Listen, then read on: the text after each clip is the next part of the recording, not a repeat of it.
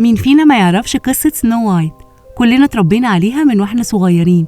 فيلم النهاردة عن سنو وايت، بس استنوا، مش المنكسرة بتاعت زمان. اوعدكم انكم مش هتندموا، اتفرجوا انتوا بس قبل ما نبدأ، فين اللايك بتاعنا؟ ما هو اصل فيلم النهاردة هيشدك وينسيك اسمك، فاعمل لايك قبله لانك بعده هتنسى. ويلا بينا بنبدأ الفيلم مع ملك طيب وعادل. ملك مملكته بتحبه جدا جدا، ومملكته كلها سعيدة زي بالظبط ما هو عايش حياة سعيدة مع مراته، وخلفوا بنتهم اللي كانت شبه بياض التلج من كتر جمالها، فبيسموها سنو وايت. سنو وايت أمها ماتت وهي صغيرة قوي، فعاشت مع أبوها الملك واللي كان ملوش في الدنيا غيرها.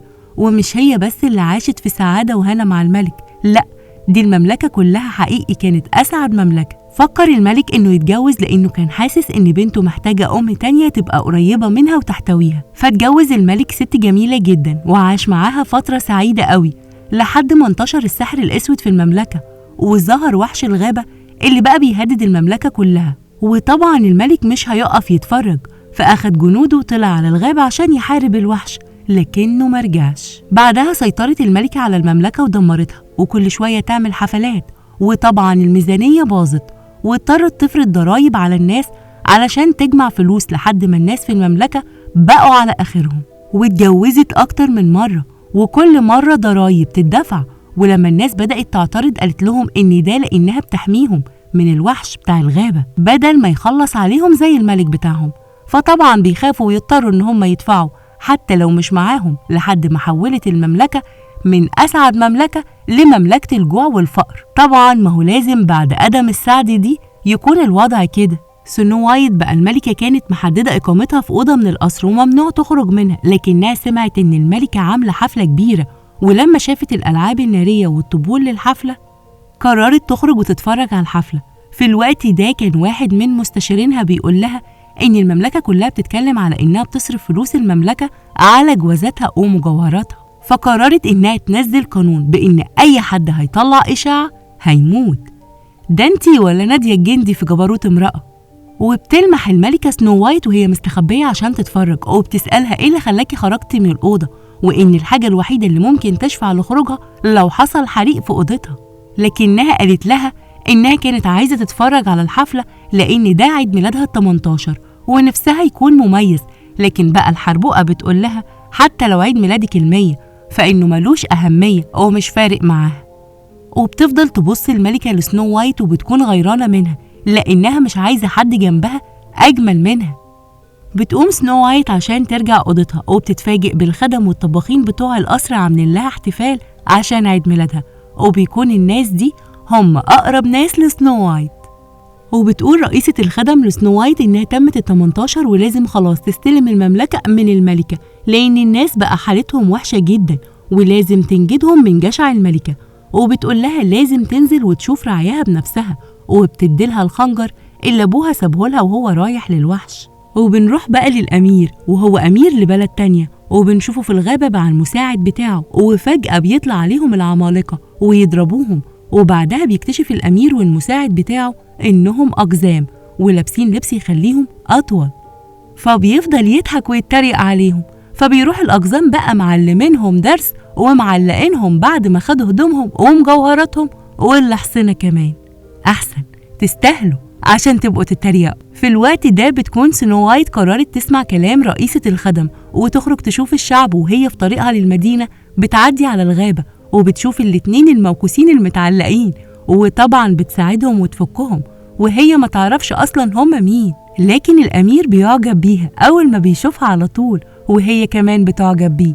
وبيروح الأمير للملكة لأنه طبعا زي ما انتوا شايفين ومش هيعرف يرجع مملكته كده، لأن الملكة طبعا لما بتعرف إنه أمير وهيبقى ملك بتقرر تشده ليها عشان تتجوزه. دي مش عاتقة حد خالص، حتى يا شيخة اللي قد عيالك.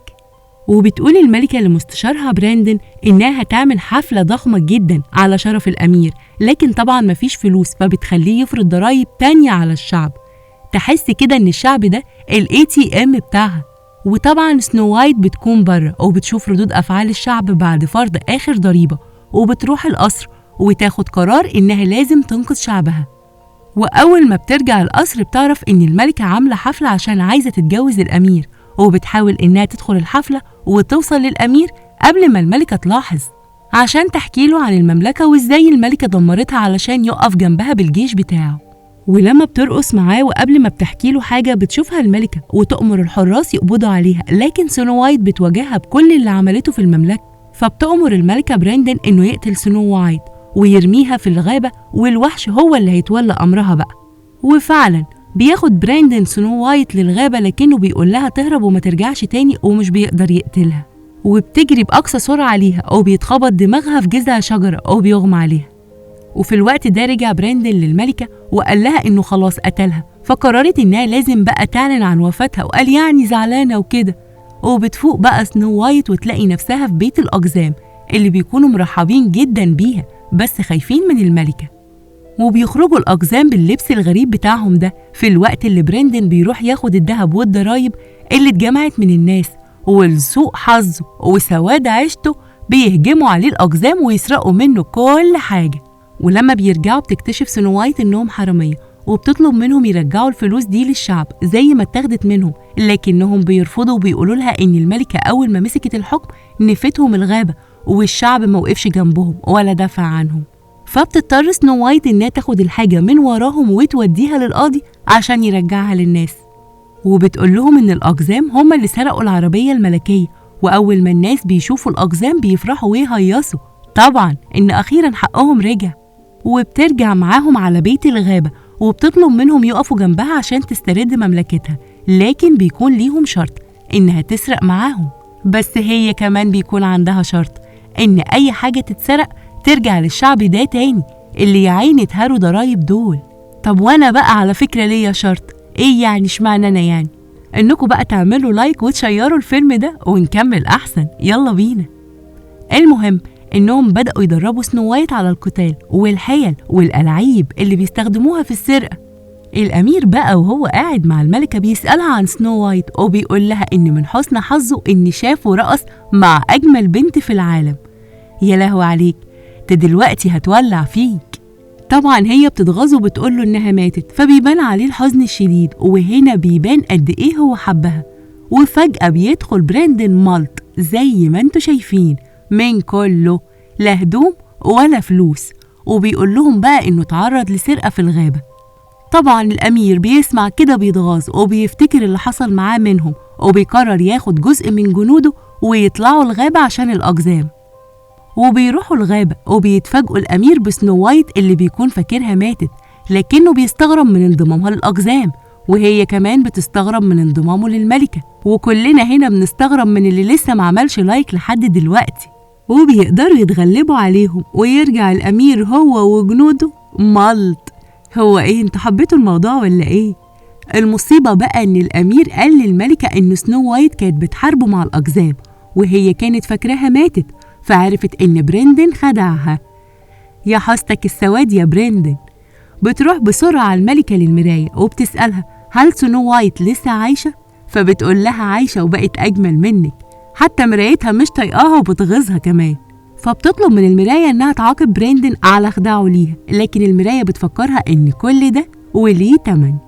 وفعلا بتسخط المراية براندن حشرة، وبعدها بتطلب من المراية جرعة الحب تديها للأمير عشان يحبها هي مش سنو وايت.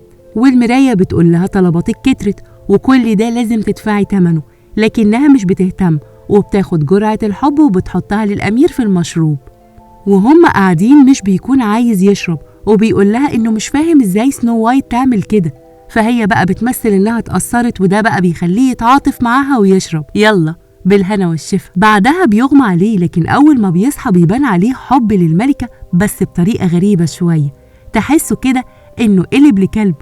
والله تصرفاته زي الكلاب وعايز يلعب معاها، لكنها بتطلب تتجوزه فبيوافق.